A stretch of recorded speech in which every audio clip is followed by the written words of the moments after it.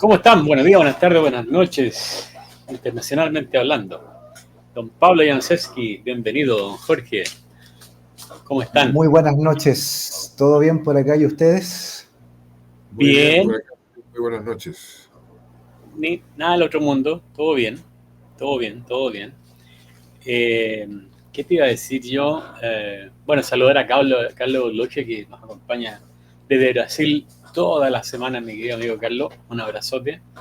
Ahí le está mandando saludos a ustedes. Y a nuestra amiga, a querida Angélica, que ya acaba de entrar acá. Así es que sigamos. Oye, me tiro con el comercial al tiro para no interrumpir el programa después. ¿Les parece, no? Mejor. Dale. ¿Cierto? Ya. Competencia, Pablo. Escucha. No tengo tiempo. No tengo con quién dejar a mi hijo. Me siento muy solo. Dicen que a mi edad solo debo aguantar.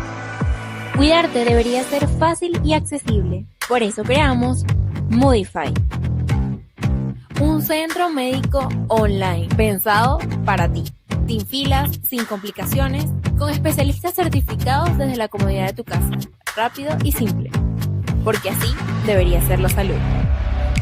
Agenda hoy en Modify.cl. Modify. Cambia tu mood. Cambia tu mundo. Modify, Centro Médico y Salud Mental Online. Algo conocido por ti, Pablo, supongo. Especialistas en psicología infantil, juvenil y adultos, terapia de parejas y apoyos en TEA. Modify creen que tu salud mental debe estar siempre a tu alcance porque les importa tu bienestar. Así que ya con eso estamos listos y estamos sin ningún problema con el aviso comercial. ¿Cómo has estado, pues, Pablo? Bien, con harto trabajo, gracias a Dios. Así es que echando de menos las vacaciones, es lo único, pero bien. Vacaciones, yo no sé qué son las vacaciones, man. Te digo la verdad que... He conversado, fíjate que mi señora está en Chile porque falleció mi suegra el día miércoles y tuvo que viajar el mismo día. Ya la enterraron y yo sacaba las cuentas. Yo no he tenido vacaciones desde que llegué a este país, 30 y tantos años. Wow. Así que creo que me las voy a tener que empezar a tomar. Mi primera salida va a ser de vacaciones a la casa de un amigo en Viña del Mar y después a la casa de otro amigo en Santiago. Así que, claro que soy medio alérgico a los gatos, pero igual llevo ahí antihistamínico y suficiente, ¿no es cierto? ¿A ti te gustan? ¿A ti te gustan los gatos, Pablo, o no? Me gustan todos los animales, a pesar de que no tengo ninguno porque vivo en un departamento y encuentro que sería una tortura para el animal estar encerrado acá. ¿Todos los animales Pero que me tienen gustan. el uso? No, me gustan los animales, no las bestias. Está buena, está buena, está buena. No, yo también, yo soy muy Oye, asiduo de los animales, tengo mi perrito enfermo, pero está mejor ya el desgraciado. Estuvo Oye. muy... ¿Ah? Oye, Juan, antes de que se me olvide, el otro día, el Camilo Bahamonte, que está ahí de nuevo, bienvenido, Camilo. Me quería contactar, no sé si te mandó su información. Sí, pues te la mandé a ti. No, si no la tengo, por eso le pregunto. ¿Cómo no te... ¿Cómo tanto así, don Jorge? Sí, ¿Me vaya a hacer meterme ahora? no le importa, pero le puedo dejarlo para después, si no tiene que aparecer al tiro. Después, Ya, yo te lo mando igual de todas maneras, pero estoy seguro que te lo mandé. No creo que esté tan viejo y decrépito como para haberme olvidado, man. Lo que pasa es que nos mandamos todos los envíos entre tú y yo del que hacemos en el OnlyFans y a lo mejor ahí claro. se nos olvidó, man. En una de esas. Claro, yo creo que se te traspapeló con un OnlyFans. Yo creo que fue eso, 100%. Ya, pero yo te lo mando, no hay problema. Te lo vuelvo a reenviar. Estoy buscando aquí, fíjate, no lo veo. Qué raro, man. Estoy chapoteándole el colesterol, man. Pablo, para que empecemos, ¿nos puedes explicar qué es lo que son los procesos cognitivos en las personas? Se le llama proceso cognitivo a toda la actividad mental en general y en un sentido bien lato o amplio. Es decir, entendemos por proceso cognitivo cualquier forma de procesamiento de información proveniente del interior o exterior del individuo, que deja de ser ahora ya un fenómeno puramente sensorial y se transforma en una cognición, es decir, en algún tipo de interpretación de información, podría ser un pensamiento, pero también una emoción, de manera que todos los procesos cognitivos son aquellos que en la subjetividad humana nos permiten interpretar e interactuar con el medio. Nosotros somos seres que procesamos información constantemente, interpretamos el entorno, y todo ese proceso de asimilación, de interpretación y de reacción en base a la interpretación se conoce como proceso cognitivo. Ya. Podríamos decir en sentidos muy sencillos que es toda la actividad mental, todos los procesos mentales. Ahora, el ideal es que esa actividad mental sea, ¿cómo se llama? Positiva, ¿no es cierto? Y ajustada, ¿no? Porque los procesos cognitivos se pueden desajustar. Por ejemplo, en la psicosis, llámese el trastorno esquizoafectivo, los 4 tipos de esquizofrenia, los trastornos de tipo esquizotípico, el mundo de la psicosis en general, la psicosis orgánica, en todos esos casos se pierde el juicio de realidad. Es decir, hay un desajuste respecto a los procesos cognitivos y el mundo objetivo real. Por eso el psicótico puede escuchar voces, hablar solo por la calle, pelear con alguien que no existe, tener alucinaciones, paranoia, delirio. Y eso No, pero no estamos hablando del presidente ahora. No. Creo que el caballero este, porque ya está bien mayorcito, no llega tanto, no llega a estar psicótico, pero tiene cierto desajuste de todas maneras con la realidad, como se da en muchas personas que son especialmente dadas a la fantasía. Ya. Pero eso va más por el lado de lo neurótico que de lo psicótico. De todas maneras, claro, el desajuste máximo de los procesos cognitivos con respecto a lo real es la psicosis. O sea, la persona crea una versión paralela de la realidad y reacciona a ella. Por eso es que lo escuchamos hablar solo o arrancar de algo que no existe. Ya. Sostener delirio, etc. Pero también en el margen de la neurosis, que es, digamos, el tipo de trastorno más común y corriente, también hay una amplia gama de desajustes respecto a la realidad que producen cogniciones alteradas por los mecanismos defensivos del yo. Si la persona es muy fantasiosa, como en el caso de personalidades histéricas o inmaduras, se producen también desajustes con la realidad, o sea, se producen discontinuidades del proceso cognitivo, hay una mala lectura de lo real, una pérdida de objetividad, una pérdida de imparcialidad, por la irrupción, especialmente en el caso de las neurosis, de las emociones, que interrumpen los procesos de pensamiento e impiden evaluar de forma racional o lógica los datos que recibimos del mundo externo.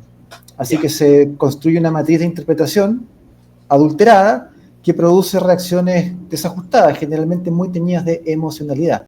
Y esto, yendo a lo que nos aboca, tiene mucha incidencia en el campo de la psicopolítica. Exactamente. Porque se puede manipular. Justamente eso, para los que están con nosotros en este momento nos digan, ¿qué están hablando estos hueones? Que no tienen nada que ver con política. ¿Ya? Yo te había mandado un documento donde hablamos del proceso cognitivo y la elección de candidatos. La derecha dice, prefieren candidatos que representan orden, autoridad y estabilidad económica, mientras que la de izquierda buscan líderes que encarnen justicia social, inclusión y cambio económico, y cambio estructural. La derecha valora lo técnico, lo jerárquico y el enfoque económico, y la izquierda valora lo emocional, lo horizontal y los derechos sociales. ¿Cómo podrías explicar tú eso de una manera sencilla? Esta cuestión se ha estudiado a partir de un campo que se llama psicología moral. Uno de los más destacados académicos e investigadores en esa área es Jonathan Haidt, un psicólogo e investigador norteamericano de origen judío. Y lo que ha descubierto Haidt, entre otros, es que existe una predisposición de la matriz cognitiva, es decir, de la estructura del pensamiento humano, que tiene ciertas predisposiciones innatas cuando se trata de tomar decisiones morales. Por eso se llama psicología moral. Si yo tengo que decidir ante un dilema moral, Por ejemplo, supongamos que en el trabajo me entero de que un amigo mío, un compañero y muy amigo con el que a lo mejor almuerzo todos los días, ¿no? Que lo invito a mi casa el fin de semana y voy a la suya también, tenemos mucha confianza, quizás soy hasta el padrino de la guagua, ¿no? Descubro por casualidad que dentro del trabajo este amigo mío y colega está incurriendo en actos de corrupción. Ya. ¿No? Se produce un dilema moral, porque resulta que si yo no digo nada, me callo, soy cómplice de la corrupción.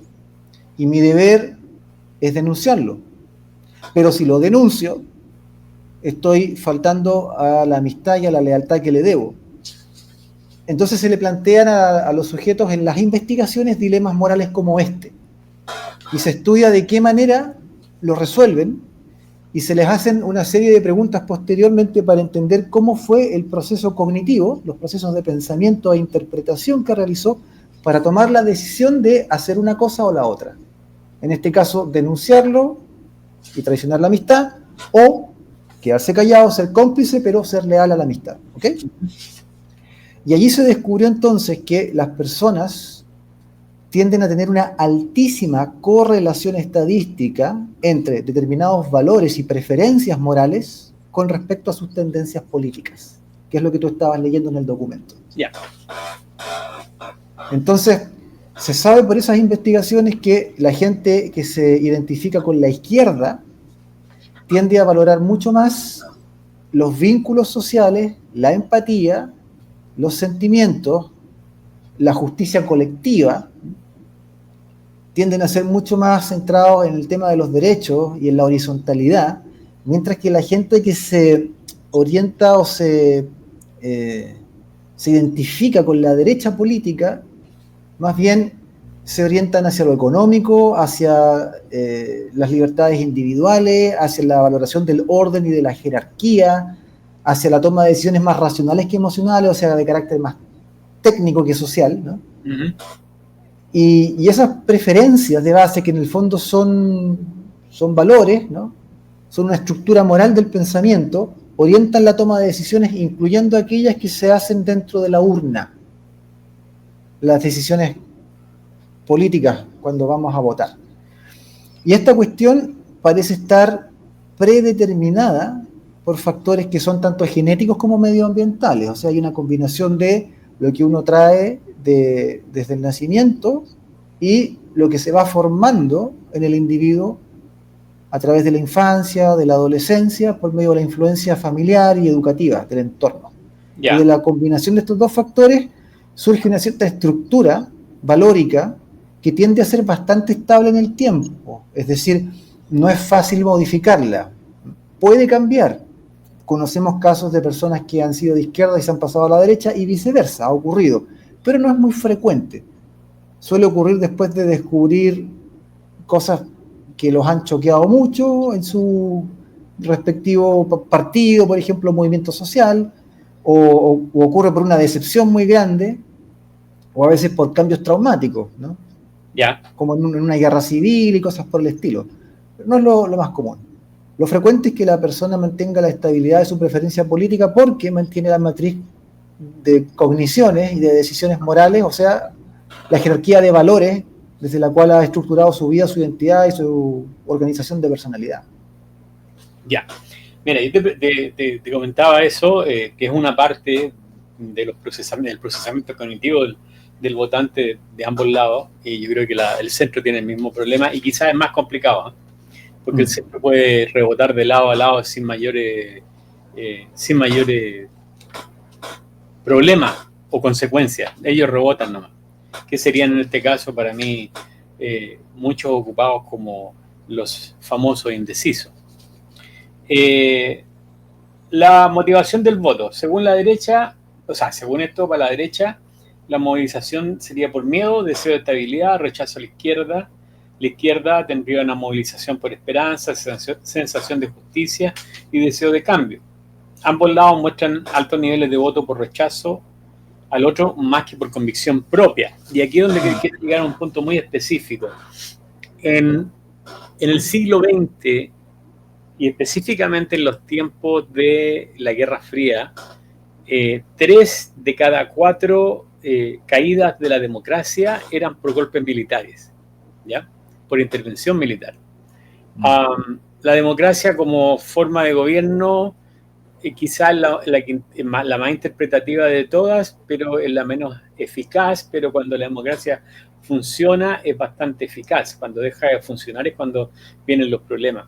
Y hoy día en el siglo XXI las caídas de las democracias se deben específicamente a que las instituciones dejan de funcionar y las personas dejan de creer en las instituciones y en un montón de cosas. Entonces, mucha gente hoy día en Chile habla de que estamos a las puertas, de que nos vamos a ir a la punta del cerro, que esto se va a acabar mal, que tenemos que tocar fondo. Lo hemos hablado varias veces aquí en el programa.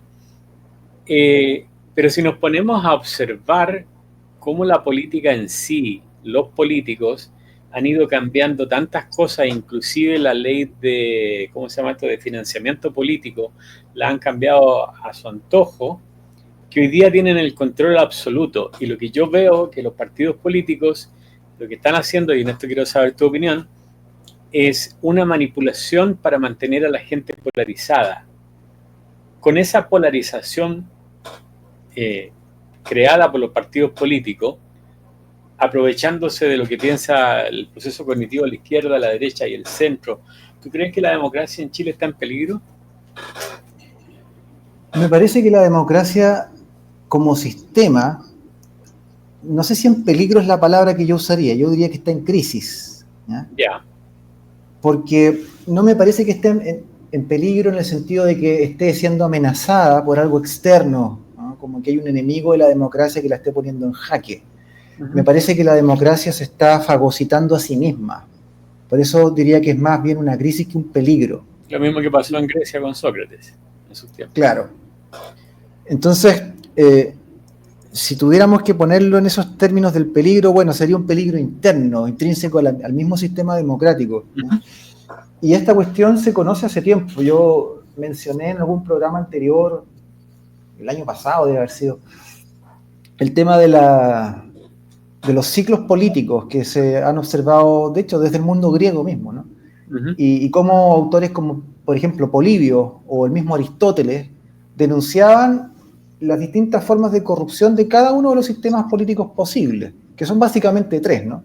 La monarquía, que siempre tiende a degradarse en forma de tiranía. Tenemos el sistema de aristocracia, ¿no?, que tiende a degenerar en oligarquía, y el sistema de democracia, que tiende a degenerar en, dice, depende del autor, en una oclocracia, que sería Polibio, o bien en una demagogia, que es lo que decía Aristóteles.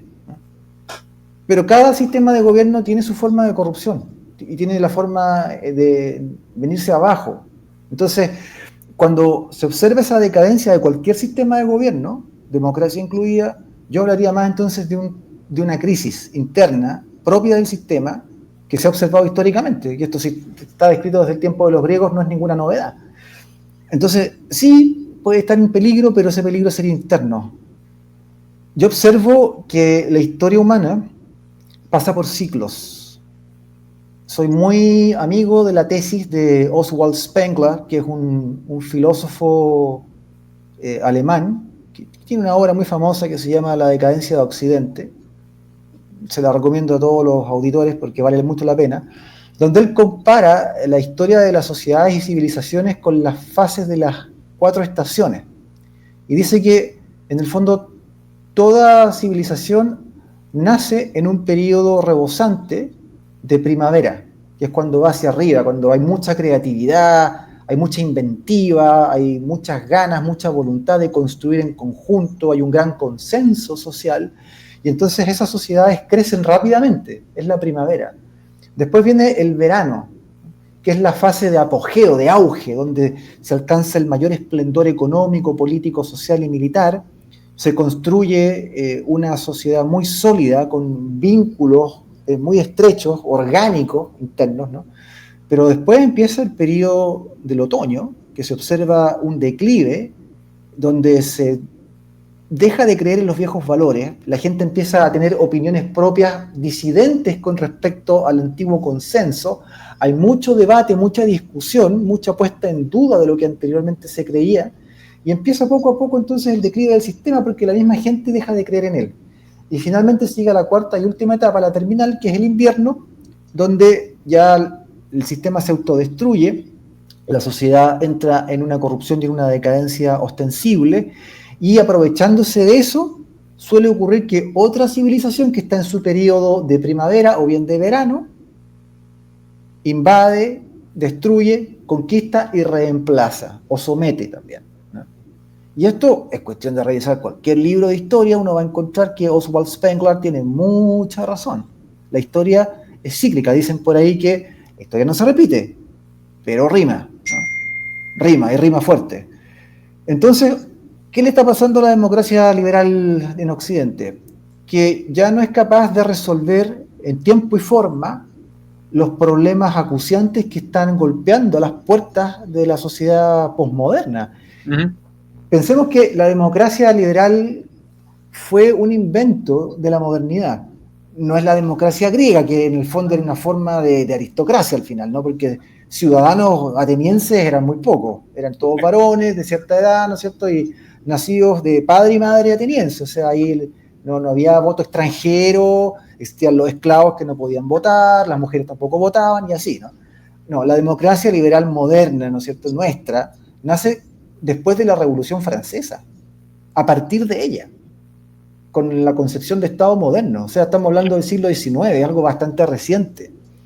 Y cuando se crea, entre finales del siglo XVIII, principios del XIX, y empiezan a aparecer los primeros estados-nación, con las independencias americanas, por ejemplo, la independencia de Estados Unidos, que fue la primera democracia del mundo, en el sentido liberal, bueno, todo eso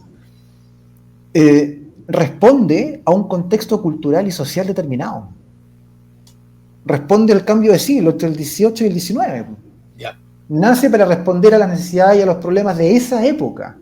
Pero han pasado más de 200 años desde entonces, 250 años más o menos desde la independencia norteamericana. Se van a cumplir 250 años, creo, ¿no? Sí. Y resulta que, bueno, los problemas que tenemos hoy día y el contexto cultural, el contexto tecnológico y científico que tenemos, que eso es muy importante, configura un mundo radicalmente distinto. Y ante la aceleración del tiempo que percibimos subjetivamente, producto de que todo es rupturista en nuestra época, aparece una nueva tecnología todas las semanas que es disruptiva y que reemplaza a la anterior, y tenemos cambios cada vez más vertiginosos. Las grandes corporaciones y multinacionales son las que en realidad tienen el poder y el dinero, no los estados, ¿no?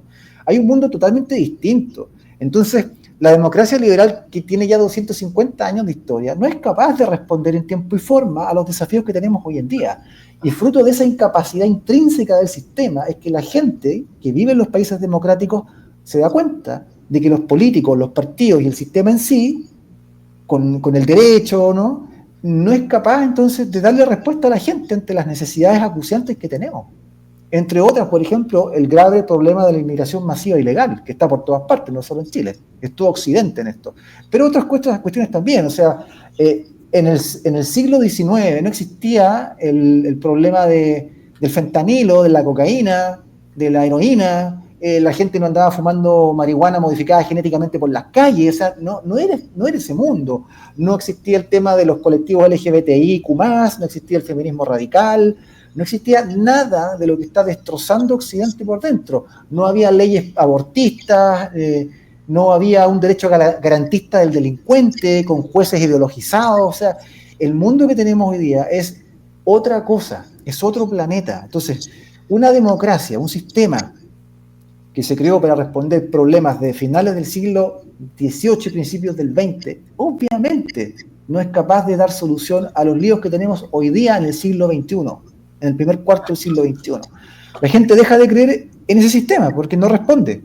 Y entonces se acaba la primavera, se acaba el verano, entramos en el otoño y nos aproximamos al invierno. Y ese ciclo es inexorable y, a mi juicio, inevitable, no se puede echar atrás.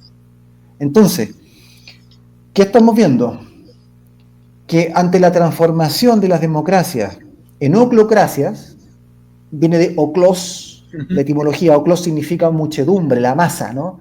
Y kratos es gobierno, entonces, oclokratos es el gobierno de la muchedumbre, de la masa, de la sociedad de masas. En ese sistema que tenemos, oclocrático, demagógico, con una partitocracia realmente, que son verdaderas mafias, que se han enquistado en la orgánica del Estado, que no sueltan la teta, que viven del fisco, de chupar la sangre de los impuestos de los ciudadanos. La gente harta de la delincuencia, harta de la inmigración ilegal masiva, harta del caos político, del desorden, de la corrupción de los funcionarios, busca otras respuestas. Porque ya la oclocracia y la demagogia en que se ha transformado el sistema no sirve para el contexto que tenemos.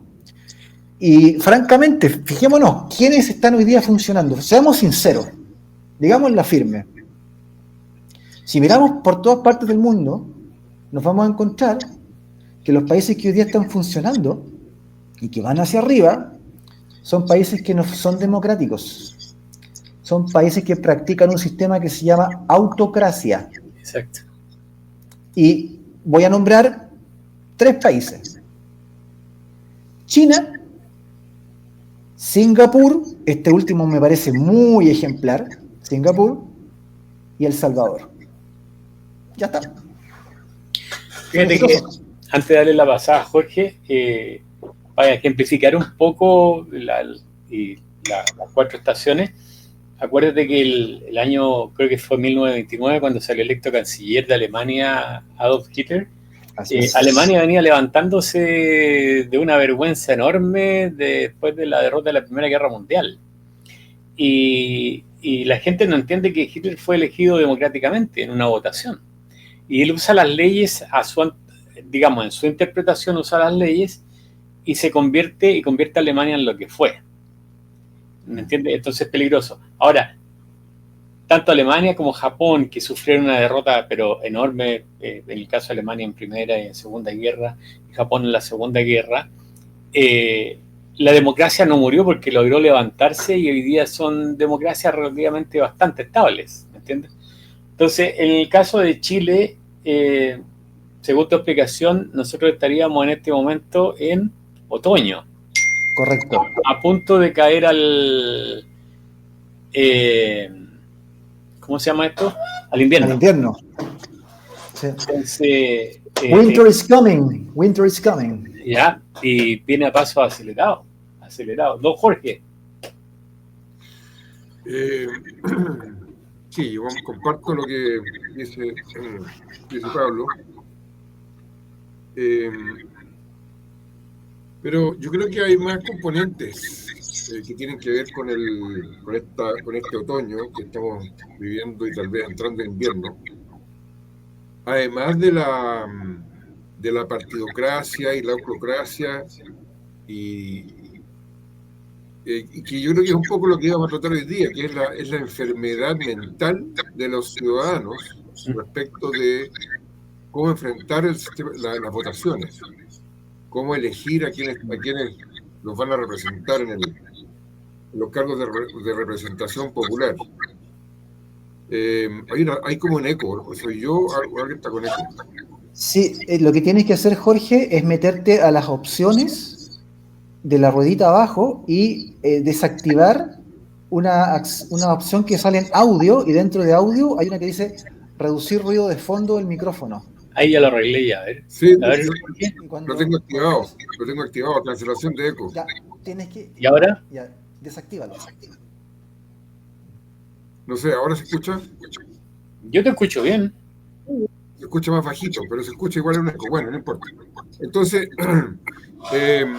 como decía, yo creo que hay un elemento más que tiene que ver con la salud mental de los individuos, porque obviamente, lo hemos conversado también en anteriores oportunidades,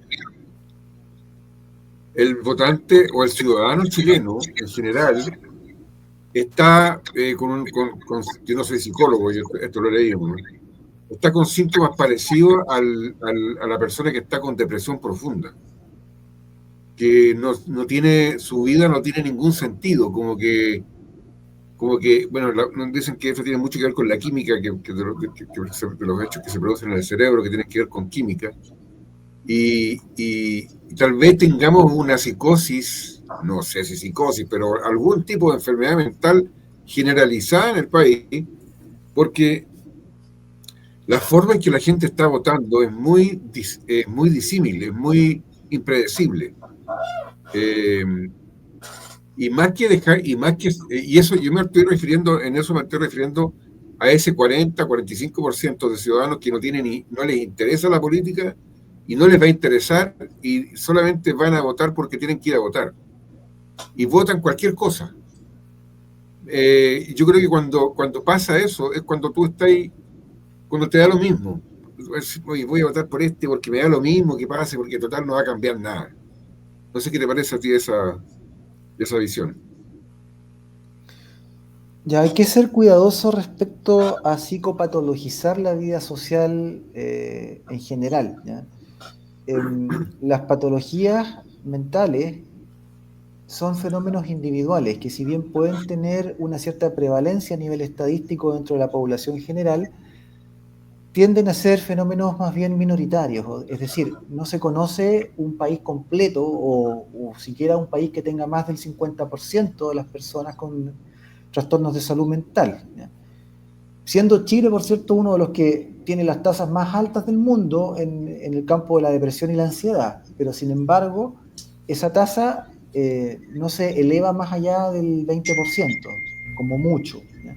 Entonces no podríamos explicar las votaciones, es harto, sí, sin duda, es altísimo, brutal, pero no podríamos explicar el fenómeno de los votantes, digamos, a partir de un fenómeno psicopatológico. Lo que está ocurriendo ahí en realidad, porque hablamos de grandes mayorías, ¿no?, es un fenómeno de psicología moral. Yo estaba moral. tratando de hacer un símil, a lo mejor no me resultó, ¿no? A lo mejor no me expresé bien.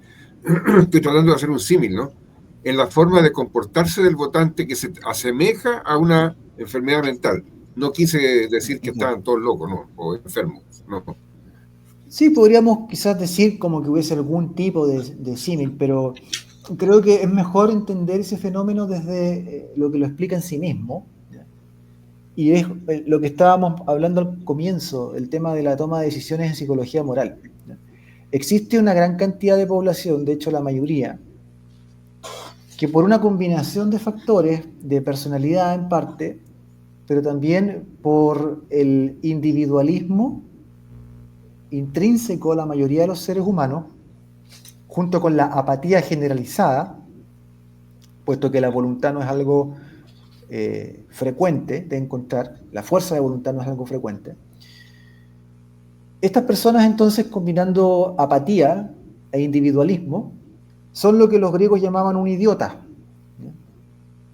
Porque la etimología de la palabra idiota en español proviene del griego clásico idiotes.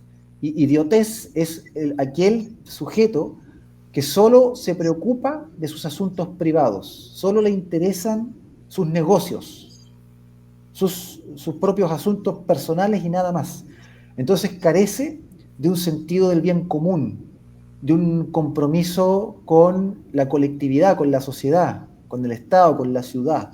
No le interesa eso, es decir, adolece de cualquier grado de responsabilidad civil y de compromiso social, es decir, político, ¿no? No le interesa lo político, entendiendo la política como el arte o ejercicio de la virtud pública en beneficio de la polis, de ahí viene la palabra político, de la polis, de la ciudad, la polis griega.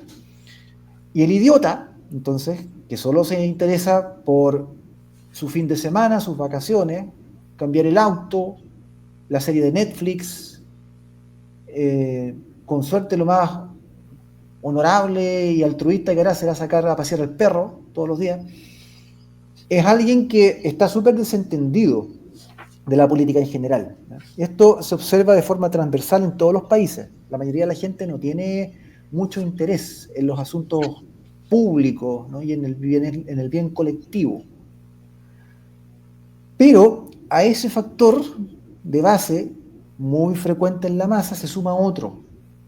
Y es que tenemos una política tan degradada, tan sucia, tan baja, una política de espectáculo digna del circo, que con mayor razón los idiotas, en el sentido etimológico griego, ¿no?, de despolitizados, descomprometidos, ¿no?, menos atraídos se sienten a la res pública, a los asuntos de la cosa pública, mucho menos, porque ya se vuelve incluso para aquellos que alguna vez tuvieron compromiso político, social, algo desagradable, algo repugnante.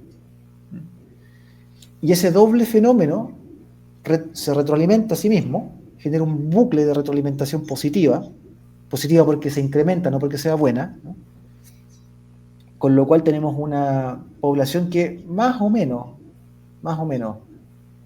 en un, podríamos decir, entre un 50%, 40%, se siente muy ajena a cualquier definición política, no se clasifica ni como de izquierda ni como de derecha. Son los que decía Juan, los indecisos. Les dicen erróneamente de centro, no son de centro. No. Porque hace rato que en Chile se perdió el centro político. El centro político era la democracia cristiana, básicamente, y el partido radical. Eso era. Eso ya no existe, ¿no? No hay una propuesta política de centro en Chile. Nadie la representa, ¿no? No hay una ideología de centro. Lo que sí tenemos es un 40-50% de gente que está al medio de todo, que son los que definitivamente deciden todas las elecciones y que no siente un compromiso con un cierto ideario, con unos ciertos valores y con un objetivo que se proyecte hacia el bien común de la nación. Eso no está. Por el otro lado tenemos a dos grupúsculos, como grupos menores, no son tan grupúsculos, son grupos menores, ¿eh?, para no exagerar, que son de 30 y 30%, de 25% más o menos, que son los que se definen claramente como de izquierda y claramente como de derecha, y que jamás votarían por un candidato de la esquina opuesta, claro. Pero en cambio ese 40-50% que está al medio puede votar por la izquierda o por la derecha, y lo va a definir tristemente en base a una cuestión muy pragmática y pedestre, el famoso quién da más, el famoso cómo voy yo ahí. Entonces, quien le ofrezca más es el que se lleva el voto, el que te da más bono, el que te da más prebenda, el que te beneficia y te facilita en algo la vida, sobre todo en lo económico, o en lo laboral también, puede ser. Pero ahora tenemos una situación bien particular, y es que no basta con eso. Ya no basta con el bono, no basta simplemente con el subsidio, porque tenemos la delincuencia brutal, la gente no puede salir de su casa, está aterrada, hay balaceras afuera de las poblaciones, están todos los cabros chicos metidos en la droga, o a veces ya están dentro del narco como soldados, sirviendo a un señor de la droga. Tenemos el problema de la inmigración ilegal, descontrolada, con las malas costumbres, con la suciedad, con la indecencia, con las incivilidades de esta gente que llegó. El país destrozado, ya no lo reconocemos, no parece Chile, parece cualquier cosa. África, el Caribe, no sé, pero no es Chile.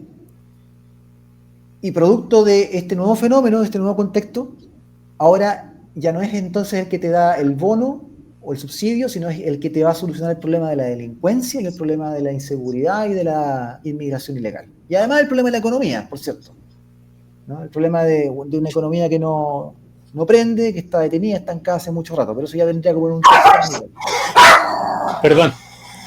Sí, no. Se enojó el jefe. Él también quiere que mejoren la economía y sí, el dijo, problema oye, de la inmigración. déjense hablar tanto y mejoren la economía, compadre.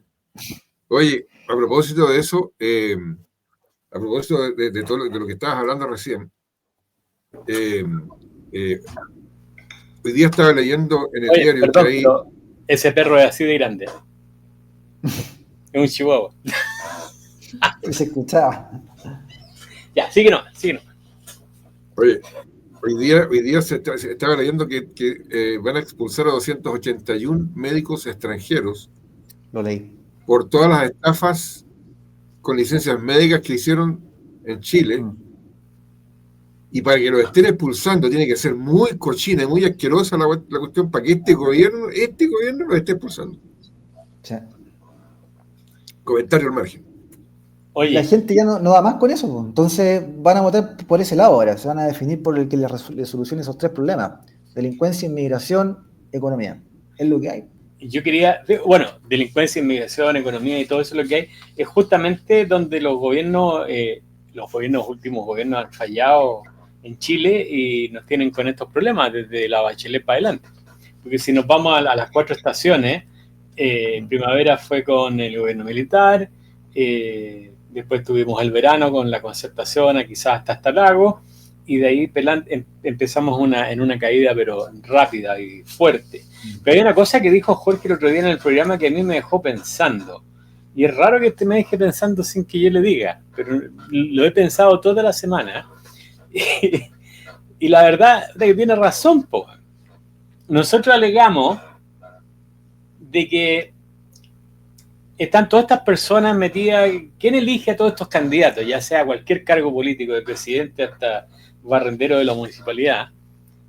¿Y quiénes eligen a esas personas? Son los militantes. ¿Y cuánto era el número que tú decías, Jorge? Son 20.000 personas de militantes. 500.000 en todo el país. No, entre todas las chacaladas de partidos políticos que hay, suman 502.000, una cosa así. Ya, y esos 502.000 son los que eligen los candidatos, por los cuales los otros 14 millones tienen que ir a votar. Sí. Es un tema, yo lo encuentro, pero complicadísimo, extremadamente complicado. ¿En qué crees tú que falló el gobierno desde la Michelle Bachelet para adelante, que nos empezó a hacer entrar en el otoño y ahora estamos ya en puertas del invierno con lo que está pasando en Chile? Porque, diciendo las cosas claras, ya venga un gobierno de extrema izquierda o venga un gobierno de una derecha fuerte, Chile entra en un periodo complicado. El invento de la nueva mayoría fue el problema. Ella, Michelle Bachelet, cometió, a mi juicio, varios errores graves, sobre todo en el segundo gobierno, pero ya en el primero comenzó de a poquito con esto, y es que hizo 2 movidas que nos tienen jodidos hasta el día de hoy. La primera movida fue ampliar el espectro de representación política, incorporando a los que habían sido hasta ese momento, y con justa razón, los grandes excluidos, el Partido Comunista, que no tenía representación política en el Congreso. Con la ayuda de Piñera. Ni tampoco en el Ejecutivo. Sin duda. Con la ayuda de Chile Vamos, sin duda. Ojo, no hay que dejar de mencionarlo. ¿Sí? Ya. Así es. Ellos siempre han estado dispuestos a dar los votos y a transar para todo. Entonces se cargaron el sistema binominal, y con ese sistema que tenemos ahora de representación de minoría, pudieron entrar los comunistas y todos los demás. Ese fue el primer problema. Y ahí aparecieron todos estos partidos chiquititos también que se fueron sumando y que pueden tener diputados hasta senadores con menos del 2% de representación. Uno come tanto. No, hay algunos que tienen menos del 1, Pablo. De hecho, sí, hay un par. Sí, hay un par que tienen 0, algo. Increíble. Sí. Pero el sistema que tenemos, pues eso es también obra de la señora Bachelet con los votos de Chile Vamos, sin duda. El sistema donde estaba antes de que llegara el gobierno militar. Porque Allende entra con el sistema donde antes era representativo. ¿No? No, antes era representación directa, Juan. Yo te lo voy a buscar. Solamente sí. Porque ahora yo te quiero dejar pensando a ti. Ya, sigue nomás. Bueno, pero para que entiendan un poquito de cómo funciona el sistema del de Hunt, que fue creado en Francia por ahí por el fines del siglo XIX, parece. En 1910, una cosa así. Ese sistema es completamente, puede que haya sido bueno para la época en que se creó en aquellos años, pero para hoy día, para lo que tenemos hoy día, ese sistema está completamente fuera de foco, no tiene ninguna relación con la realidad, ni con las necesidades de los ciudadanos. Como decimos recién, no puede ser que haya en el Congreso gente votando leyes o participando de la actividad de la actividad legislativa con menos de un 1% de representación. Y hay una gran cantidad, no pocos, que están con menos del 3%. O sea, ¿qué es lo que es eso? Ahora, sí, yo he estado estudiando el sistema de Hunt, y la verdad es que no me cuadra el sistema de Hunt que estaba leyendo con el que se está aplicando en Chile. Porque no es a ese extremo como el que tenemos ahora, de gente con el menos del 3 y otros con menos del 1, sentado en el Congreso. No lo veo en lo que yo he leído del sistema de Hunt. Puede ser que todavía me falte por aprender algo más, pero... Prepárate. Abre tus orejas. El sistema político en Chile se llama Sistema Electoral Parlamentario, que usa el método DONT.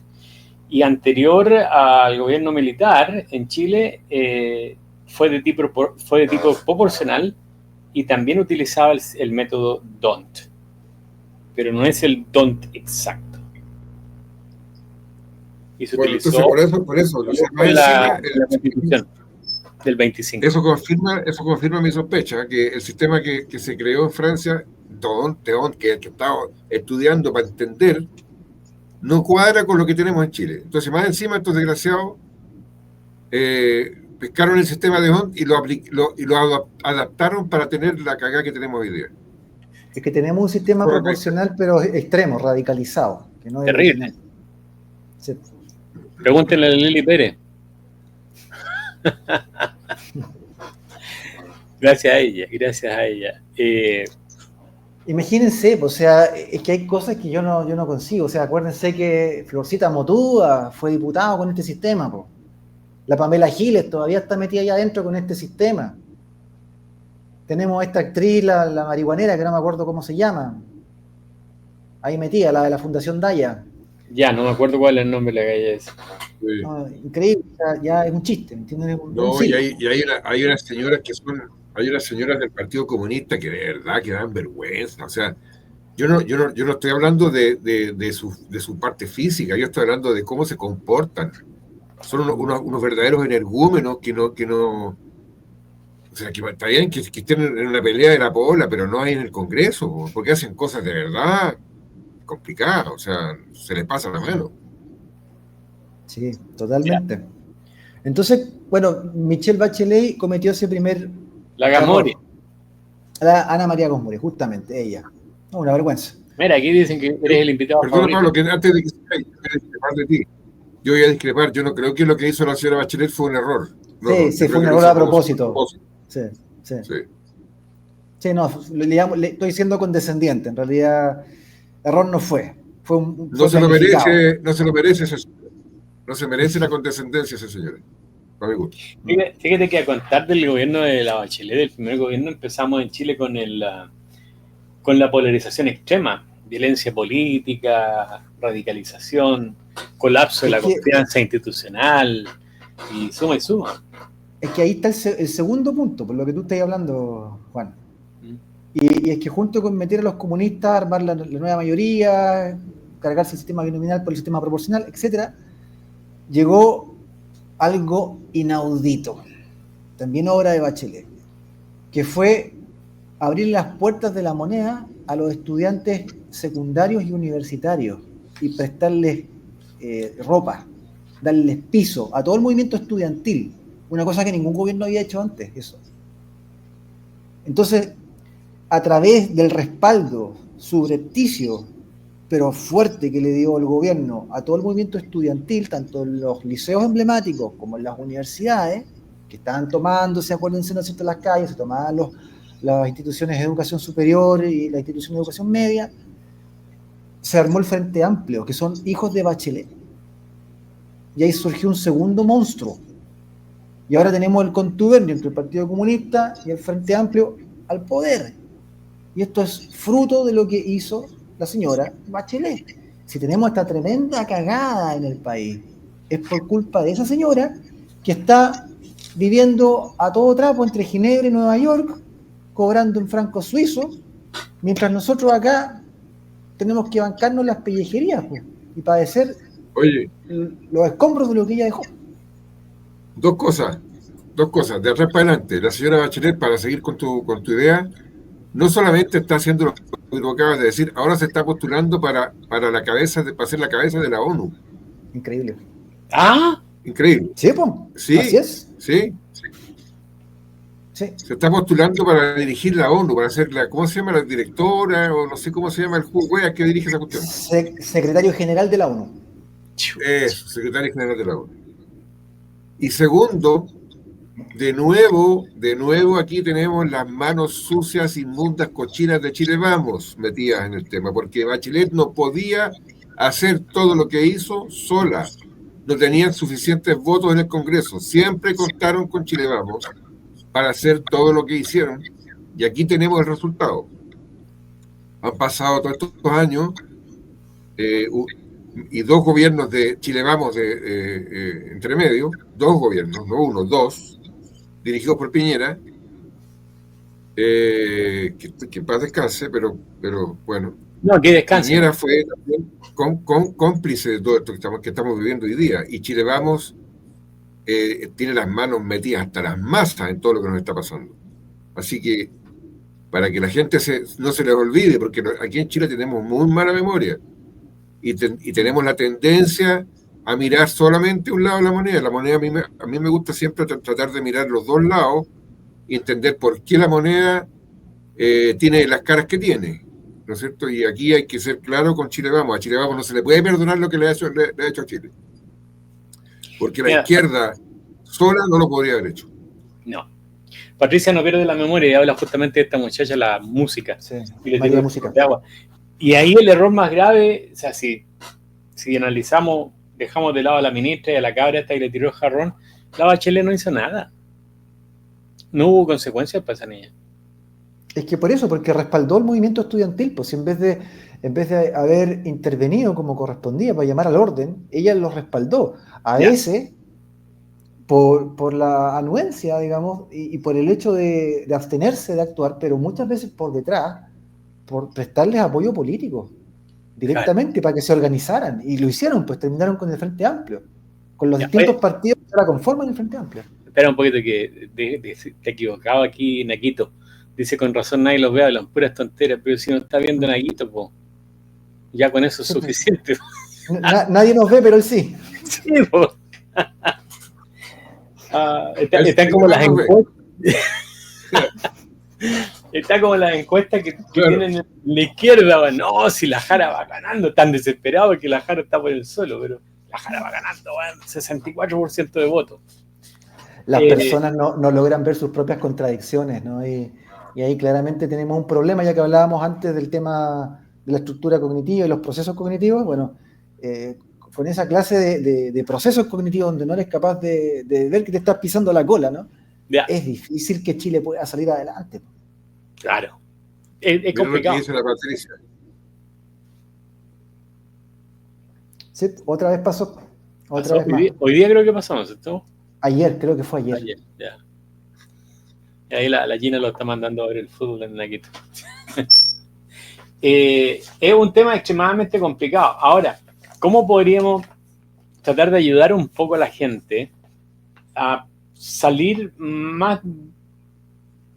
Porque uno de los problemas que tienen las democracias hoy día, a mi modo de ver, es que es tan grande la polarización provocada por los partidos políticos a través de lo que tú mencionabas, que lo que no tenían, los problemas que no tenían las democracias antes, que hoy día tienen, y a través de las redes sociales, es tan grande la polarización que la gente solamente vota por algo que las haga sentir bien. En el caso de la derecha, por ser más conservadores, la estabilidad económica y todo lo demás, y en el caso de la izquierda, por el buenismo. ¿Cómo podemos llegar a las personas para que empiecen a observar un poco más allá y ojalá poder llegar a tratar de haber más entendimiento para poder llegar a recuperar un poco la democracia, si es que se puede? Porque en mi manera de ver, yo creo que ya no... La democracia en Chile en este momento tiene que sí o sí llegar a un punto en que va a doler, ya sea de una derecha dura o de una izquierda dura. No, las democracias van hacia las autocracias, como única respuesta posible en mediano o largo plazo.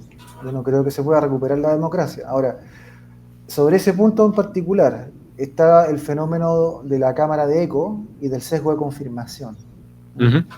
La gente valida como verdadero aquello en lo que ya cree previamente y considera falso aquello en lo que no cree previamente y no está dispuesta a abrir la cabecita a considerar otros argumentos que puedan ampliarles la mirada. Esto tanto en la izquierda como en la derecha, somos todos culpables, ¿ya? Entonces, la manera de poder tener una población que esté dispuesta a abrirse a los razonamientos y a los argumentos, que no a los decálogos ideológicos, a priori, es educativo. La respuesta a eso es educativa, porque consiste en modificar, reformular completamente el sistema educativo para que esté orientado a la formación de personas con pensamiento crítico y con capacidad de juicio propio, independientemente de las presiones medioambientales, de las mayorías, ¿no? Y de los sesgos de confirmación. El darse cuenta de que uno siempre está validando lo que cree e invalidando lo que no cree, darse cuenta de eso, Ya. te puede abrir a la posibilidad de dejar de creer. Que ahí está el problema, dejar de creer.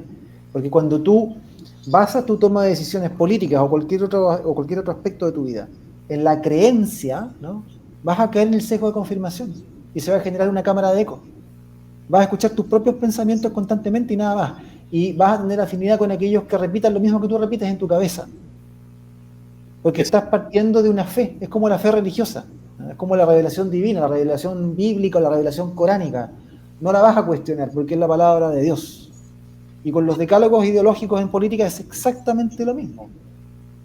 Yo muchas veces, ustedes me han oído, he sido crítico de muchas posiciones de la derecha, incluida la derecha conservadora, la derecha libertaria, la derecha que sea, la nueva derecha, ¿no?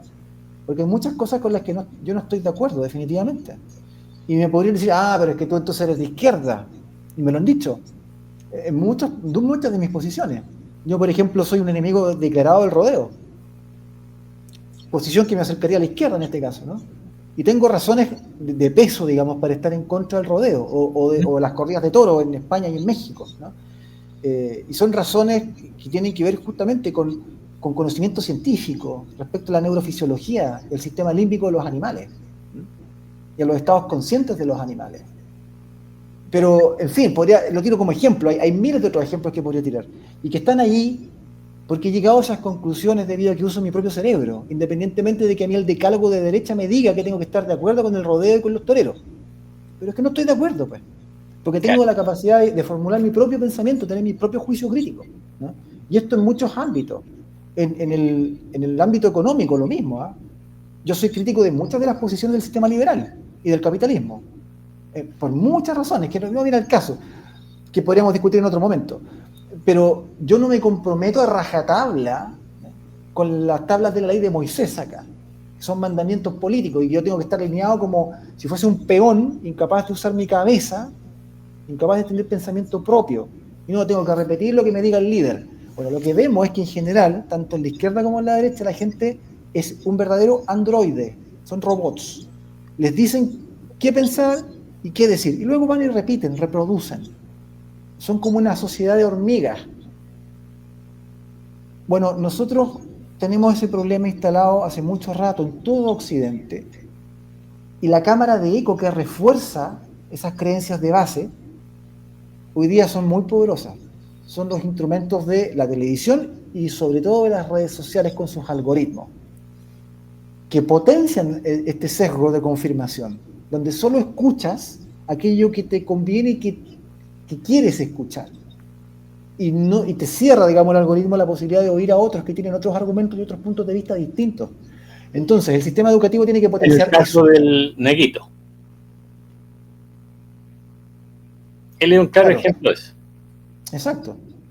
Él es una persona que está sesgada, ideologizada, que tiene apagado su lóbulo frontal y es incapaz de escuchar otras propuestas y otros argumentos. Él simplemente va a repetir como un loro lo que le programaron para repetir.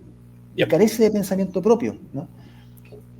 Entonces, toda persona de izquierda que pueda cuestionarse los postulados izquierdistas y llegar a conclusiones propias que a lo mejor van a estar en contra del colectivo de izquierda, y lo mismo, toda persona de derecha que pueda cuestionarse los postulados de derecha y llegar a estar incluso en contradicción con las posturas del colectivo de derecha, esa persona ha desarrollado pensamiento crítico y está usando su propio cerebro. Y cuando tú tienes un sistema educativo que potencia esa capacidad, tienes un país donde es posible que se produzca diálogo, razonamiento y algún grado de acuerdo racional. Porque aquí no estamos hablando de las transacas del Congreso, porque esas transacas del Congreso, como las que hace Chile Vamos, no tienen nada que ver con una discusión racional, ni con la argumentación lógica, ni con el diálogo, ¿no? Esta palabra, ojo, que está muy manoseada, diálogo, y la gente entiende por diálogo transaca, un acuerdo bajo la mesa, una cosa mafiosa. No, señores. La palabra diálogo viene también del griego, como muchos de nuestros hermosos vocablos españoles.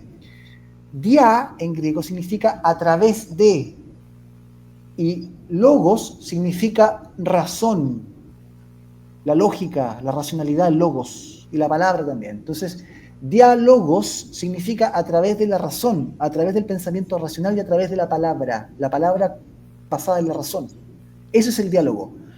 Aquí en Chile no tenemos diálogo, en Chile no tenemos acuerdo ni consenso, lo que tenemos son transacas.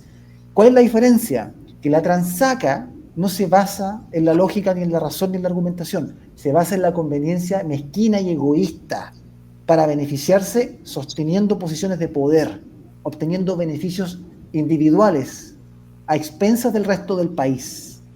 Nosotros en Chile no hemos tenido hace muchos años un acuerdo, no hemos tenido hace muchos años un diálogo, ni un consenso en nada. Lo que hemos tenido son transacas políticas en donde un grupo mafioso de corruptos a puertas cerradas acuerda beneficios mutuos y privados en perjuicio del bien común de la ciudadanía. Eso no es diálogo y eso no es consenso, eso no es un acuerdo, ¿ok? Entonces, si nosotros potenciamos el pensamiento racional en el sistema educativo y nos preocupamos de que los niños y los jóvenes desarrollen esa capacidad de usar su propio cerebro, tenemos la posibilidad de restaurar en parte el sistema democrático. Pero sinceramente yo no creo que a esta altura ya sea posible. ¿Qué iba a decir, Jorge? No, lo que yo quería decir era lo siguiente.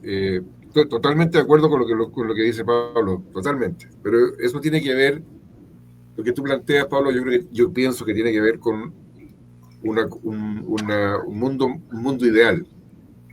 Pero el mundo real que vivimos en Chile, creo yo que la única forma que tiene hoy por hoy de contrarrestar esa transaca de los políticos actuales y esta especie de, no sé, de caballitos con estas cosas que le ponen para que no vean para ninguna parte, que los encasillan a los de izquierda, porque los de izquierda de verdad tú los escuchas y no tienen ningún sentido muchas veces en lo que están diciendo, porque hasta se contradicen en un par de frases, se contradicen lo que partieron diciendo con lo que terminan diciendo. Y eso demuestra que no están pensando, que no tienen una mente analítica. Y yo creo que la única forma hoy por hoy de ganar una elección en Chile no es a través de que eduquemos a los electores de aquí a noviembre, sino que lo que hay que hacer ahora es crear una masa de gente que siga, y aquí no voy a decir una palabra fea, pero borregos que sigan algo diferente que tú les logras meter en la cabecita para que se pueda producir un cambio y después de ese cambio tal vez empezar a crear este ambiente nuevo, educando a la gente para que aprenda a tener este pensamiento crítico que tanta falta nos hace en Chile, para poder empezar a dialogar de verdad, como tú bien dices, y no hacer estas transacas como están haciendo los mafiosos que están hoy día en el Congreso y en la moneda. Creo que para poder hacer eso hay que cambiar el sistema, y para cambiar el sistema se necesita alguien que venga con un relato que convenza a los votantes, pero que ese líder, que entre comillas, no sé si será el líder, pero quien dirija este sistema, este nuevo orden, tenga como finalidad honesta, como ser humano honesto, ¿no? Y no ser otro corrupto mafioso más como lo son los de hoy día, empezar a educar a la gente, para que la gente tenga, como decíamos recién, ese pensamiento crítico y por el bien de Chile. Opino, nada más. Claro, tú estás hablando ahí de dos niveles distintos. Pues el primero es el táctico, generar la masa de borregos, de seguidores, de followers. Y el segundo nivel ya es el estratégico, que es a largo plazo, que es la formación de la gente a un nivel educativo.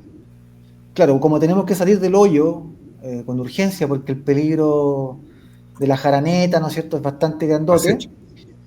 Claro, entonces hay que tomar la vía táctica por ahora, pero pensando en el largo plazo es un tema estratégico. Fíjate que... Yo lo miro como cuando uno está jugando ajedrez, ¿no es cierto? Yo voy a sacrificar unos 4 o 5 peones para tener mi jaque mate. Es un poco lo que estoy pensando, lo que creo yo que habría que hacer en Chile. Fíjate que una le vamos a poner la teoría de Vivaldi a la de las 4 estaciones tuyas, ¿ok? No es mía, ojo, es de Oswald Spengler. No, yo sé. En esa teoría... ¿Cómo se llama? Perdona Juan, un segundito. Oswald Spengler, sí, y el libro se llama La decadencia de Occidente. Búsquenlo, porque vale la pena. Ya. Gracias.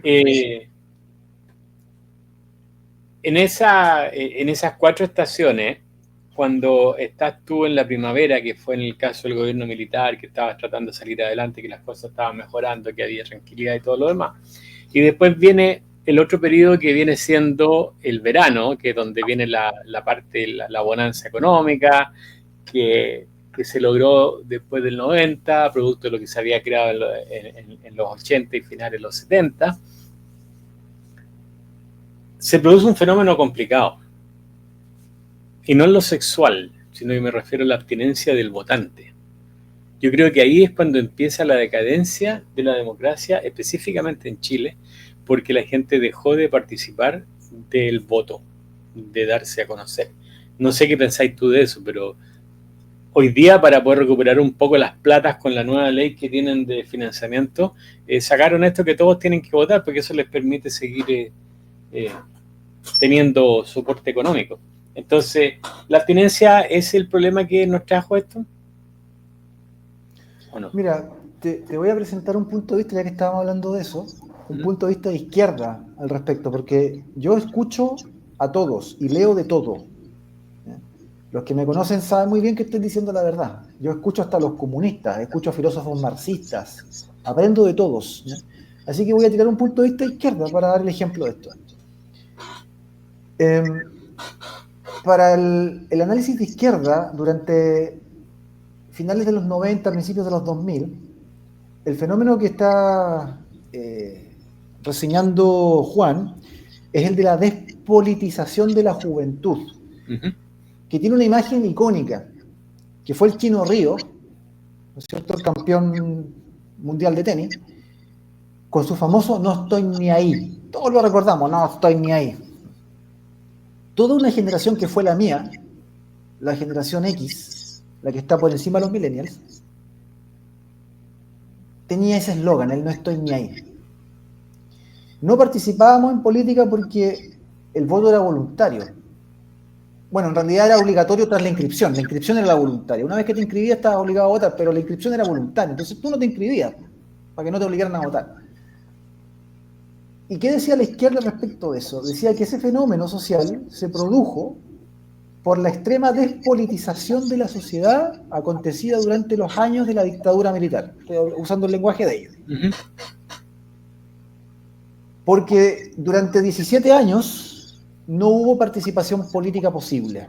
Los partidos habían sido todos proscritos, el Congreso estaba clausurado, el tejido social en los barrios, desde los centros de madre, ¿no es cierto?, los clubes deportivos, todo estaba intervenido, y entonces no había la posibilidad durante esos 17 años de que la gente tuviese participación política alguna. Todas las decisiones se tomaban desde el gobierno militar, se imponían las decisiones desde arriba hacia abajo, y no había entonces posibilidad de incidencia desde abajo hacia arriba, al revés, que es lo democrático, ¿ok?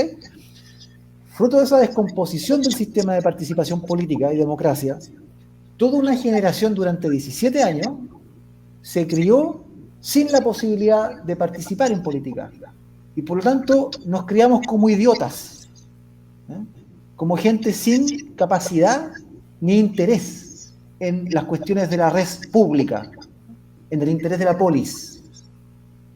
Y por lo tanto llegamos a los 90 y a principios de los 2000 con el no estoy ni ahí, sin participación, sobre todo juvenil.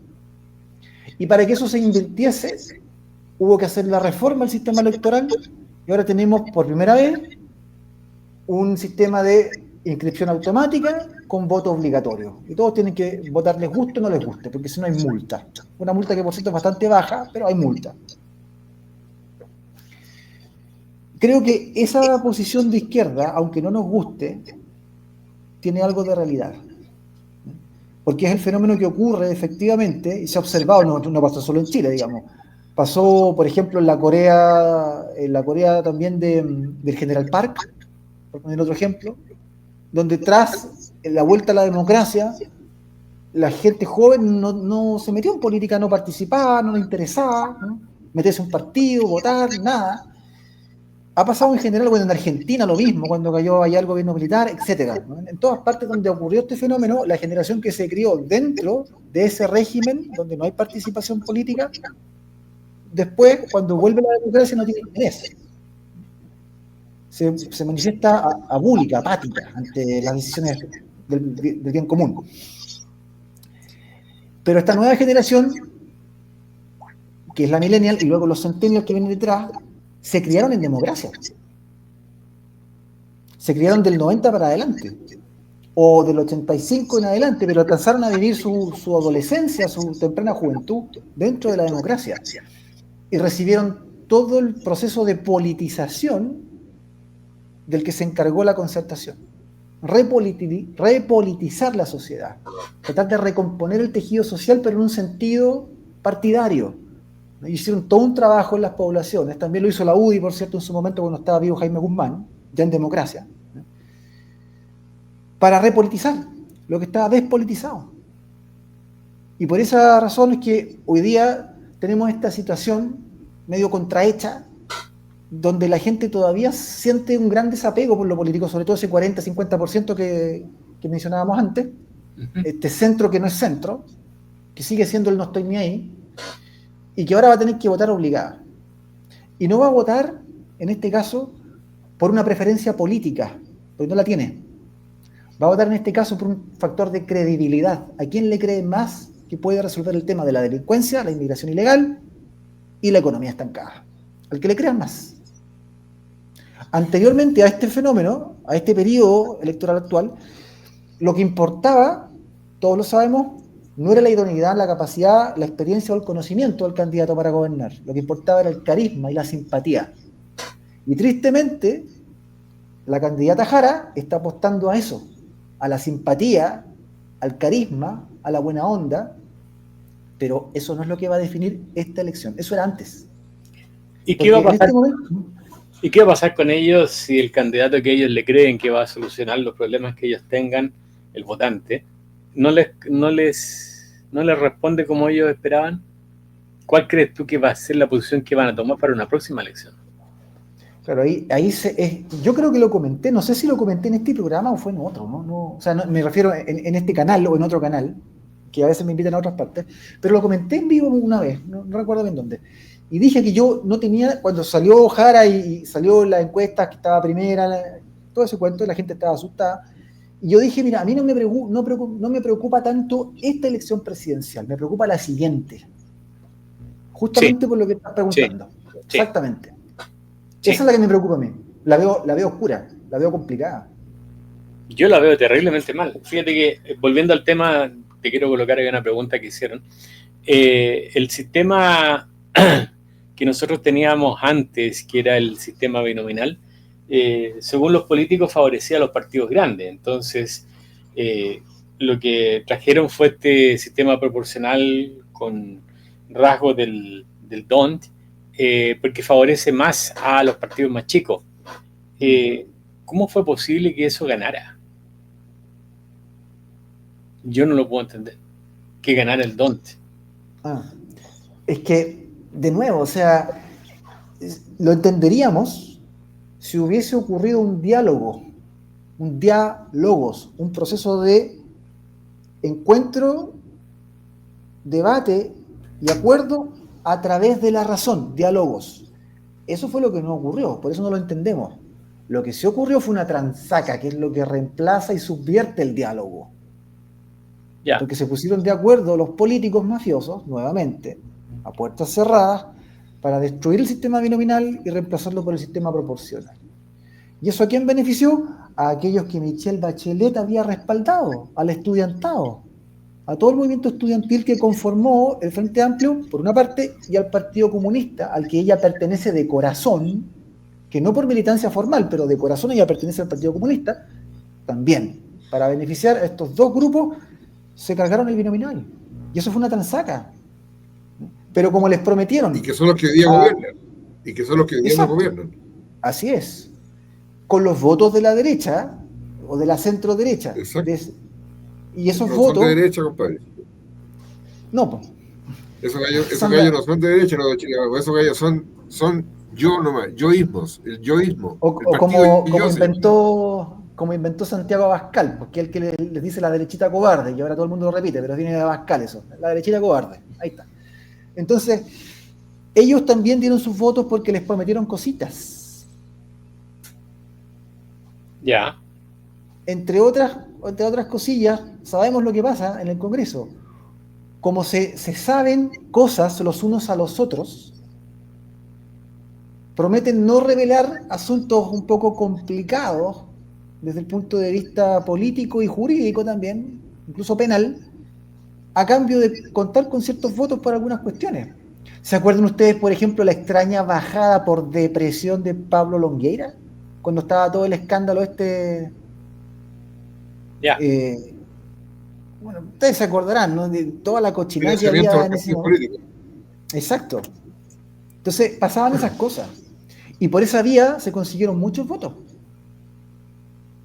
Oye, perdona, y no olvidemos lo que el señor Pablo Longueira hizo por el señor Lagos. No nos olvidemos del Mobgate. De los sobresueldos, de los sobres que andaban corriendo por todas partes con plata para pagar coimas. Y cuando los pillaron, ¿quién los salvó? Chile Vamos. Ya. Aquí hay una de las preguntas para ti por parte de la Heidi. Para cortar con esa retroalimentación que hablaba Pablo, ¿habría que cambiar el sistema DONT? ¿O habría que cambiar los políticos? Ambas cosas, sin duda. Ambas cosas. Complicado. Sí, porque, y los políticos también, junto con el sistema proporcional, porque imagínense, ustedes se acuerdan del caso de cómo le hicieron la cruz y la vía imposible judicialmente a Francisco Javier Cuadra el día en que denunció que adentro del Congreso los parlamentarios consumían drogas. Sí, ¿Se acuerdan ustedes de eso? Sí, yo me acuerdo de eso. Ya, pues esas son las cositas que se saben unos con otros. Pues. Por eso es que consiguen votos. Hay que cambiar los políticos. Exactamente. Y la Gina te hace esta pregunta en relación a poder recuperar la posible caída de las democracias. A corto plazo... A corto plazo se puede hacer lo que decía Jorge, que es una cuestión puramente táctica nomás. Que es, en el fondo, organizar un ejército de monos nomás. Repita, un loro nomás. Y con eso ir a conseguir votantes, y esto se hace por medio de la manipulación de los algoritmos de redes sociales, videos motivacionales prácticamente. Se está usando mucho la fake news también para demoler al enemigo, este tipo de cosas. Política sucia, pero no hay otra, porque a corto plazo, si tú quieres generar un efecto inmediato, porque tienes poco tiempo, tienes que recurrir no a la razón ni a la formación, tienes que recurrir a la emoción y a la reacción. Emoción y reacción. Eso es un ejército de monos nomás. Exacto. Oye, en el año 399 a.C., Sócrates es condenado a la pena de muerte. ¿Te acuerdas? La cicuta. Tenía que tomar la cicuta. Las razones por las cuales fue... los cargos formales fueron impiedad, si no puedes contar de qué se trata, no reconocer a los dioses, corromper la juventud. Esto fue en democracia en aquellos años. Y el jurado estaba compuesto por 500 hombres. ¿Nos puedes contar un poquito más de la historia y el por qué a Sócrates lo terminan matando? ¿Cuál era el problema de Sócrates? Bueno, el problema con Sócrates era que se dedicaba todos los días, ahí en el Ágora, en la plaza de Atenas, a hacer preguntas incómodas con su método de la ironía y la mayéutica. Él se dedicaba entonces a la dialéctica filosófica, que es este proceso de dialogar por medio de preguntas y contrapreguntas con ciudadanos de distinto origen, y los hacía cuestionarse las cuestiones más básicas que ellos daban por sentadas. Entonces, a un devoto en el templo de Atenea, por ejemplo, le podía preguntar a la salida de las ofrendas que había hecho, digamos, ¿qué son los dioses? ¿Qué son los dioses? Todo el mundo da por sentado que sabe lo que son los dioses, pero al escuchar la respuesta, que generalmente no era muy docta ni muy entendida, él contrapreguntaba y volvía a contrapreguntar, y por medio de un sistema de muchas preguntas y contrapreguntas le terminaba demostrando al otro que no sabía realmente de lo que estaba hablando, que eran los dioses, y por lo tanto le estaba yendo a hacer ofrendas a algo o a alguien de lo que no sabía nada. A un general le podía preguntar qué es la valentía, o a un juez qué es la justicia, o a un artista qué es lo bello. Y hacía este tipo de preguntas. Buscaba al individuo, lo veía por ahí y se le acercaba. Entonces, la gente en Atenas ya estaba harta de las preguntas incómodas de Sócrates, porque los dejaba en evidencia, que incluso los que se supone que eran entendidos en una materia realmente no sabían nada sobre el tema. Y luego él, esa era la primera parte, la famosa ironía, y luego él pasaba a la farsa de la mayéutica, que era, tras evidenciar la ignorancia, le proponía que juntos pensaran, dialogando, ¿no?, en qué podía ser aquello que estaban buscando responder, que era la belleza, que era el bien, que era la justicia, que era la verdad, ¿no?, que era la valentía, que eran los dioses, en fin, lo que sea. Y entonces él actuaba, decía, como partero, porque él venía de una madre que era partera. Entonces, yo soy partero también, como mi madre, pero yo doy a luz las ideas, doy a luz la verdad, develo la verdad. Soy un partero de las ideas. Producto de aquello se había atrevido a cuestionar cuestiones que eran básicas para la civilidad ateniense. Entre otras, la cuestión de los dioses del panteón griego. Porque él no entendía, y se lo cuestionaba, que existiesen dioses que, siendo todos divinos y todos omnipotentes, todopoderosos y omniscientes, entrasen en contradicción permanente. Por ejemplo, la diosa Dike, que es la diosa de la justicia, que reinaba sobre todas las cosas, entraba en contradicción con Ares, el dios de la guerra, que cometía grandes injusticias. Se veía, por ejemplo, a los dioses que se suponía que eran perfectos, como la bella Afrodita, cometer adulterio con Ares, engañando a su marido, Hefaistio, el vulcano de los romanos, ¿no?, el dios guerrero. Entonces él preguntaba, bueno, pero si son realmente divinos estos dioses, ¿cómo es posible que Homero o Hesíodo y los teólogos nos narren estas historias sobre ellos? ¿Son divinos los dioses? ¿Son perfectos los dioses? ¿Y por qué hay un dios que contradice a otro? Ese tipo de preguntas eran impías. Ese es el crimen de impiedad, ¿no? Impiedad contra los dioses. Y a través de la impiedad contra los dioses, por cuestionarlos y hacerse preguntas al respecto, corrompía a la juventud, que es el segundo cargo. corrompía a la juventud porque les deformaba el pensamiento, hacía que tuviesen dudas respecto a la forma tradicional de vivir de Atenas y de Grecia, con estas preguntas incómodas que les hacían. Entonces los estaba desviando, los estaba corrompiendo. Bajo esos dos cargos fue condenado a muerte por el Areópago, donde estaban los hombres más ilustres de la ciudad, que eran los que tomaban las decisiones, en este caso una de tipo judicial. Se le dio la posibilidad, por cierto, de pagar. Escoger, de escoger su pena, y una de las penas posibles era irse al exilio y no morir, pero abandonar Atenas, irse, no sé, a Tebas, Esparta, Olimpia, cualquier otra ciudad, pero no en Atenas. Lo otro era morir de una manera horrible, que es bebiendo la cicuta, y no se crea que es beber un líquido y caerse desmayado, no es eso.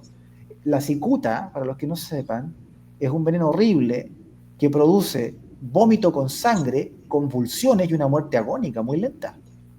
Es una muerte muy terrible. Y Sócrates, por pura virtud, porque era un hombre realmente honorable y ejemplar, dijo: elijo la pena de muerte, porque yo no voy a escapar a la condena que me corresponde. Si ustedes me juzgan culpable, y yo creo que no lo soy porque se defendió, pero si ustedes me juzgan culpable, pues yo no voy a huir de vuestra condena. La enfrentaré valientemente. Y eligió morir frente a sus discípulos. Y es por esta razón que fue tan traumática la muerte y el injusto asesinato, porque eso fue el injusto asesinato de Sócrates, que luego su discípulo Platón le dedica todos sus diálogos. Todos los diálogos, toda la obra de Platón está inspirada y protagonizada por Sócrates. Y Platón no creía en la democracia, fruto de lo que había vivido con ella, con la muerte de Sócrates. Por eso en la República él plantea un sistema que es una autocracia. En realidad, en estricto rigor, es una sofocracia, es el gobierno de los sabios, con un rey filósofo y una asamblea de sabios alrededor que lo asesora. Pero es un gobierno muy vertical. De sofocracia se llama eso. También sería una suerte de aristocracia porque es el gobierno de los mejores, aristos, los mejores. Yeah. Pero los mejores entendidos en términos morales e intelectuales. Son los sabios. Y esa democracia, que no es como la nuestra, evidentemente, nunca gozó del beneplácito ni de Platón, ni de Aristóteles, ni de Isócrates, ni de ninguno de los sabios antiguos. Ninguno. ¿Eh? Todos tenían muy mala opinión de la democracia. Entonces, si ustedes me permiten, por favor, en honor al tiempo, porque ya me voy a tener que ir. Sí, estamos llegando a la hora. Quiero cerrar mi alocución con una cita textual, ¿ya? Que se me vino a la cabeza ahora, no la tenía ni preparada, se me ocurrió, pero yo siempre la tengo guardada en mi celular, acá, porque me parece una cita fabulosa. Esta es de un filósofo argentino, Antonio Caponetto, respecto a la democracia. Es un filósofo conservador, tradicionalista, Caponetto, que dice lo siguiente: que la democracia es forma impura de gobierno y corrupción de la república. Es una afirmación anterior a la doctrina católica. En vano se han traducido insidiosamente ciertos tratados clásicos, helénicos y romanos a efectos de atemperar o disimular esta certeza teórico-práctica ante el mundo políticamente correcto. En vano, a partir sobre todo del iluminismo y por la acción directa de Montesquieu y de Rousseau, se han escamoteado la presencia de la democracia entre las formas ilegítimas de gobierno, como clarísimamente se afirma en la República y en la Política, obras cumbres de los venerables filósofos de la Hélade, respectivamente Platón y Aristóteles, por cierto. En vano digo, porque allí están esas páginas en sus idiomas originales para que brote de sus reflexiones la descalificación de una forma gubernamental signada fatalmente por la tiranía del número, por el desgobierno de la muchedumbre, por el desenfreno de las libertades, por el incremento de los oclócratas y los demagogos. Platón y Aristóteles, entonces, figuran entre los maestros encumbrados de este rotundo desaire a las democráticas formas. Pero también poetas como Homero o Hesíodo, historiadores como Heródoto o Tucídides, pensadores como Isócrates, cantores como Tirteo o Simónides de Ceos, artistas como Eurípides o Esquilo, u oradores como Demóstenes. Las largas y fundadas razones por las que estos hombres egregios descalificaron a la democracia en sus principios y en sus realizaciones prácticas no solo son de una llamativa actualidad, sino de una significativa hondura. Porque no se trata de una forma impura desechada en mérito de cuestiones accidentales subalternas, como la elección o la sucesión de los gobernantes, sino de una perversión intrínseca que hace posible la profanación y el sacrilegio, conspirando contra los mismos lazos sagrados en que se sostiene la ciudad. Son las leyes divinas las que ceden ante las legislaciones humanas, gestadas en las asambleas del pueblo. Son los ritos y las ceremonias tradicionales los desplazados, y hasta son los cacodemonistai, los adoradores del demonio, los que ganan en prestigio, según lo reconociera el mismísimo Lisias. Democracia e impiedad revulsiva se suponen recíprocamente en cada tramo de la historia, como si la primera potenciara irrefragablemente, por el paso de su inherente miseria, todas las malas inclinaciones que hay en la humana natura. Una cita un poco larga, pero a mi juicio extraordinaria, por lo certera, que da cuenta de lo que fue el pensamiento clásico, griego y romano, respecto a esta forma de gobierno, la democracia, que siempre termina igual en la historia, como estamos nosotros, en una demagogia y en una oclocracia. Ya. Impresionante. Yo la verdad que tiene absoluta razón, y a mí lo que me llama mucho la atención, como había en esas partes del mundo donde había mucho menos gente que ahora, había más pensadores que lo que hoy día tenemos, proporcionalmente. Hoy día yo no creo que en Chile tengamos muchos filósofos que valgan la pena, no estoy muy seguro de eso. Y los que hay yo creo que están muy ideologizados con el pensamiento de la izquierda. Oye, antes que te vayáis, Pablo, Elena te quiere hacer una pregunta. Hola, Pablo, ¿tú crees que en la próxima elección seguro volverá a la izquierda? ¿Y por qué? Si sí o si no. Ya, me imagino que estamos hablando entonces de la elección que tenemos ahora en octubre y noviembre, Claro. ¿no? No, la izquierda no vuelve, digamos, la izquierda se va por ahora. Por ahora. Viene un cambio de signo político. Yo pienso lo mismo. De repente asusta un poco, pero la verdad que es complicado. Don Jorge, ¿quiere empezar usted a despedir el programa o Pablo quiere despedirlo usted? Sí. Dice Jorge. Yo voy a aprovechar también de despedir el programa también voy a hacer una cita. Dice, en un avión viajan 300 monos. A mí que me gustan tanto los aviones y trabajo en eso. Ah, es muy buena, esa es muy buena. En un avión viajan 300 monos y un piloto.